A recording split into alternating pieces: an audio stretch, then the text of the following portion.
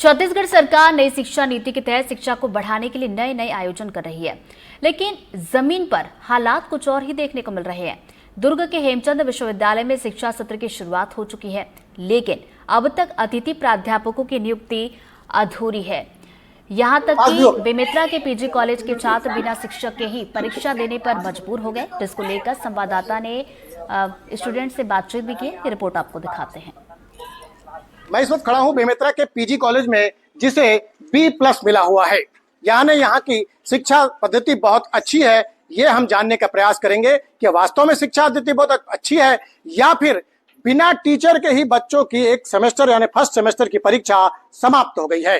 तो फिर कैसे न्यू एजुकेशन पॉलिसी और क्या होगा? चलिए, हमारे साथ कुछ छात्र संघ के नेता हैं, कुछ छात्र हैं, जिनसे बात करने का प्रयास करेंगे इस स्थिति को लेकर। सबसे पहले आपका शुभ नाम क्या है? उर्वशी वर्मा, अखिल भारतीय विद्यार्थी परिषद छत्तीसगढ़ प्रांत छात्रा सह प्रमुख, इकाई बेमेतरा।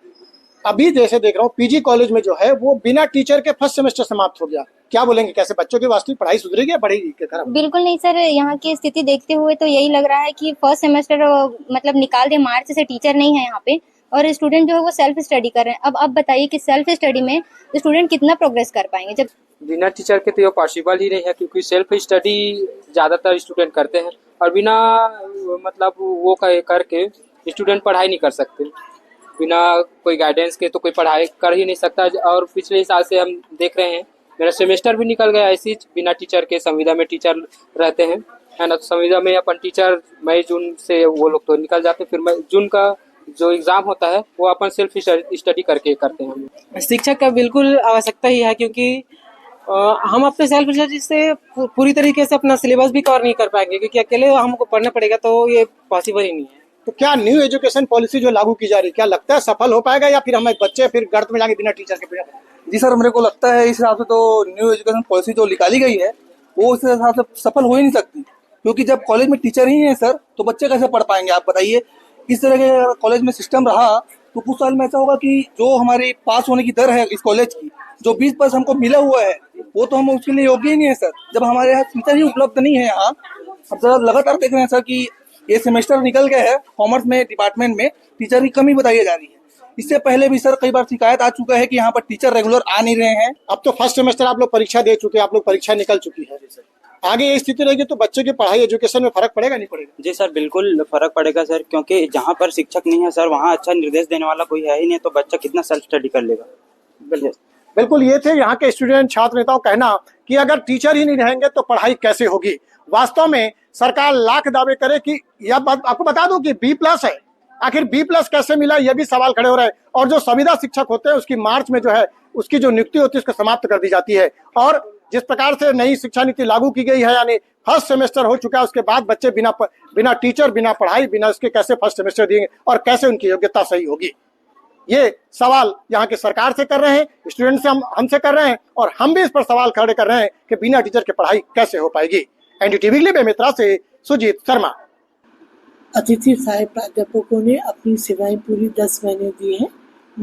15 मई के बाद से उन लोग नहीं है। पहले उम्मीद ये की जा रही थी कि 15 जून को रीअपॉइंटमेंट हो पाएगा, लेकिन अभी तक गवर्नमेंट से कुछ भी ऐसा पत्र नहीं आया है जिसमें उनके अपॉइंटमेंट की बात। और मैं आशा करती हूँ कि अगले 2-3 दिनों में शायद आ सकता है, विधानसभा सत्र के बाद। में गेस्ट लेक्चरर की ज़रूरत है, लेकिन अभी तक भर्ती नहीं हो पाई है। नए शिक्षा सत्र की बात की जाए जो कि शुरुआत हो चुकी है, लेकिन छात्रों को शिक्षकों का इंतज़ार है, क्योंकि शिक्षकों की कमी से देखिए छात्रों को सबसे ज़्यादा नुकसान हो रहा है, चूँकि उनकी पढ़ाई प्रभावित हो रही है। तो नियुक्तियाँ अभी तक नहीं की गई हैं। शिक्षा सत्र शुरू हो चुका है, बच्चे पहुँच भी रहे हैं पढ़ाई के लिए, लेकिन शिक्षक नहीं है। तो शिक्षकों की कमी देखिए लगातार बनी हुई है, लेकिन इसको लेकर अभी तक नियुक्तियां नहीं की गई हैं, जिसके चलते छात्र जो है परेशान हो रहे हैं। तो गेस्ट लेक्चरर जिनकी नियुक्ति होनी है, लेकिन अभी तक ये पेंडिंग पड़ा हुआ है, अभी तक नियुक्तियां नहीं की गई हैं। ऐसे में बच्चों की पढ़ाई सबसे ज़्यादा प्रभावित हो रही है और जब परीक्षाएं आती हैं तब सबसे ज़्यादा दिक्कतें बच्चों को होती हैं।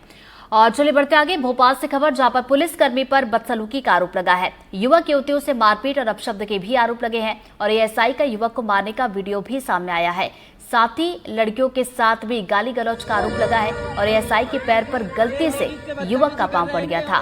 थाने के सामने एक शोरूम में ये युवक काम करता है और साथियों के साथ दुकान पर चाय पीने के लिए आया हुआ था। घटना के बाद से थाने में ले जाकर भी पीटने का आरोप लगा है और बाग सिवनिया थाने में एएसआई के पद पर ये पुलिसकर्मी तैनात है।